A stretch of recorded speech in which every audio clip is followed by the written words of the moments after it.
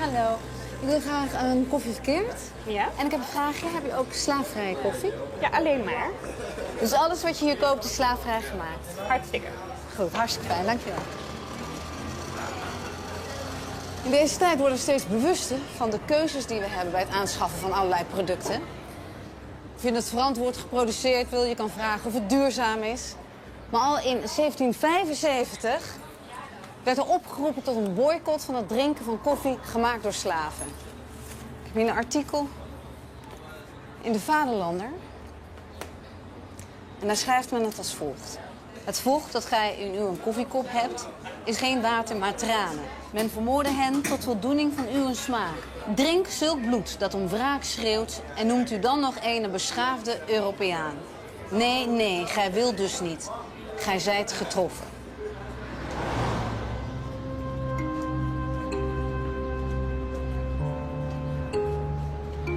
De eerste voorzichtige protesten tegen slavernij lieten zich horen.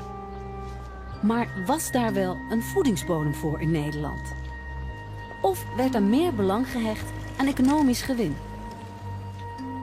Eind 18e eeuw gaat het slecht met de Nederlandse plantages. Waarom?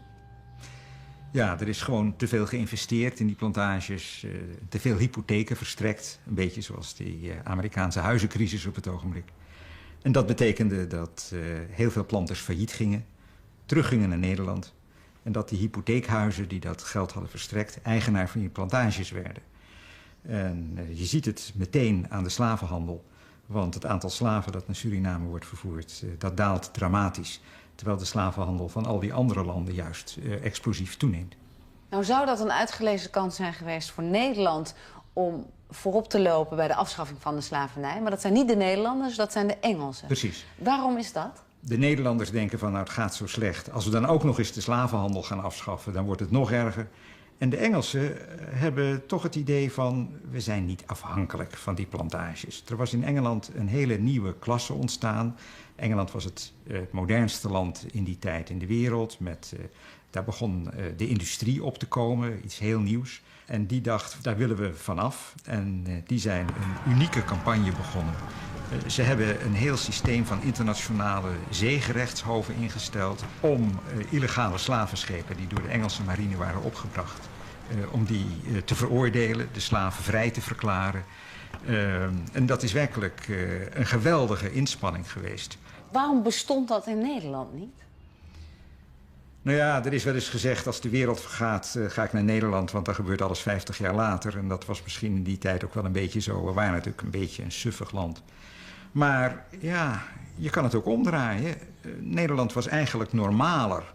Waarom zou je aan een activiteit, waar je weliswaar niet veel, maar waar je wat aan verdiende in een tijd dat het toch al niet zo goed ging, waarom zou je daar een eind aan maken?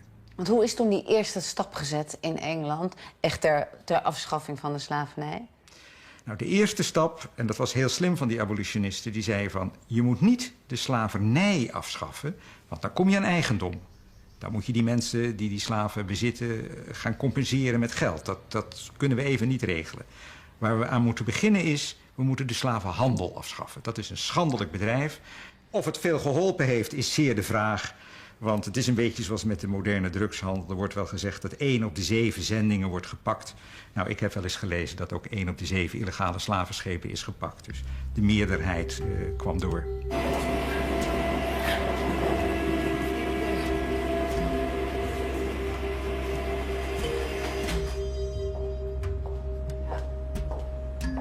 Nou, dit moet het Walhalla zijn voor historici.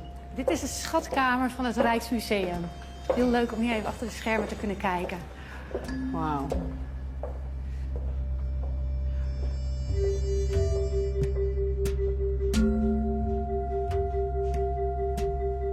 Die afschaffing van slavernij in Engeland maakt enige indruk. Maar wat vooral heel belangrijk is dat vanuit Engeland er activisten naar Nederland komen.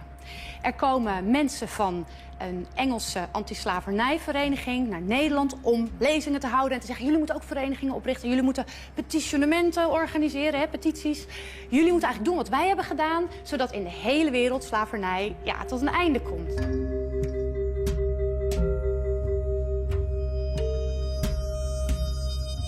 En eigenlijk zie je dat juist ook in Nederland veel vrouwen zich sterk aangesproken voelen. En wat ik interessant vind aan die vrouwen is dat zij niet zoals die liberalen en antirevolutionairen over die politiek nadachten, maar meer vanuit hun gevoel en vanuit identificatie met die lijdende slavinnen vaak protesteerden. Hier zie je eigenlijk het allerbekendste icoon van de antislavernijbeweging. Hè? De geknielde slaaf, geketende handen, smekend omhoog uitgestrekt. Eigenlijk een vraag om hulp.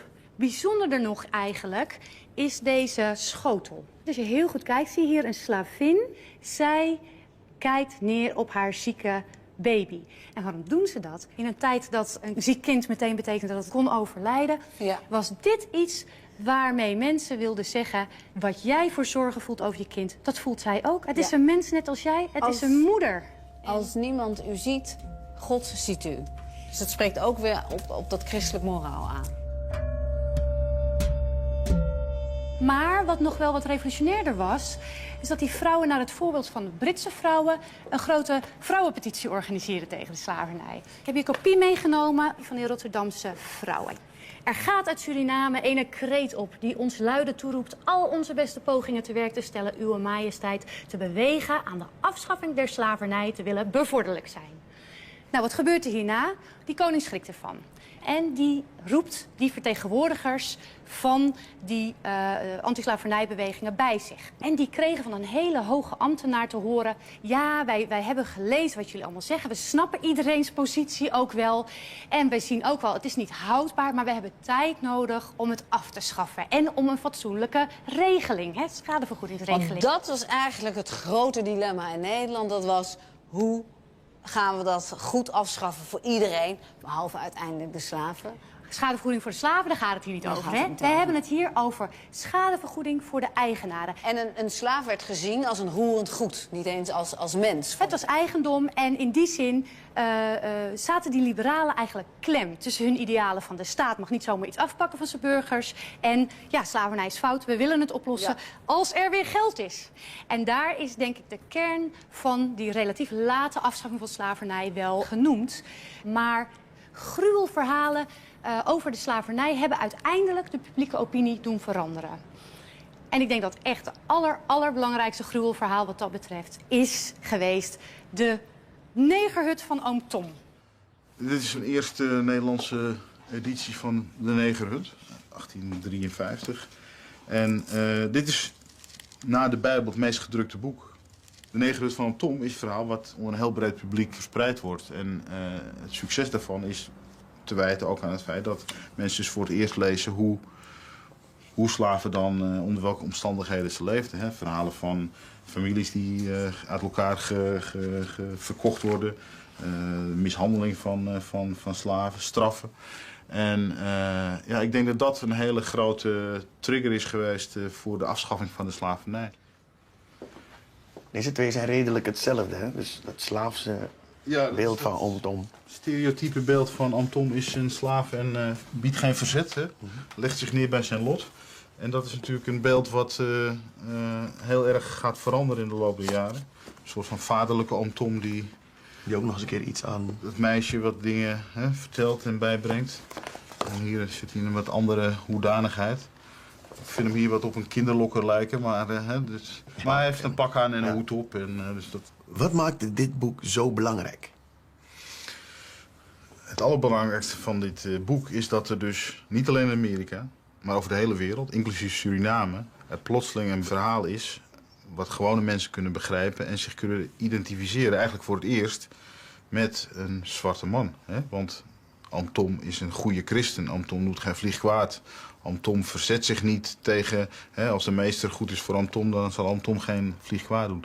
Dus het belangrijkste is dat mensen empathie krijgen met die slaven. En het heeft niet alleen in Amerika, maar ook in Suriname heeft het geleid tot baron Heuvel die schrijft van ja, wat jullie lezen in oom Tom, dat is niet alleen in Amerika, maar ook in ons eigen Suriname is dat, gebeurt dat, het straffen van slaven. Dus voor mij is het een belangrijk boek, omdat het eerst de afschaffing van de slavernij heeft versneld. En daarnaast zie je dat na de negerhut van oom Tom, dat Bijna alle zwarte mensen die je vindt in de literatuur, in afbeeldingen aan het eind van de 19e eeuw zijn gestoeld op de negerhut van Oom Tom. De slavenhandel was afgeschaft. En de debatten die daaraan vooraf gingen, vonden hier op het Binnenhof plaats. In de voormalige Tweede Kamer. Kijk, dit is de zaal waar jarenlang gediscussieerd is over de afschaffing van slavernij. Dit is namelijk de vergaderzaal van de Tweede Kamer.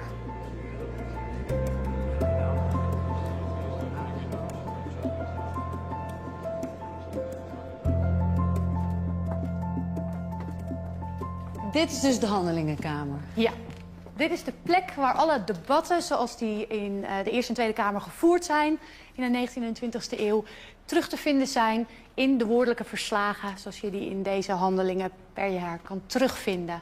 Hier ligt de geschiedenis van de Nederlandse politiek. Absoluut, het politieke debat is hier te vinden.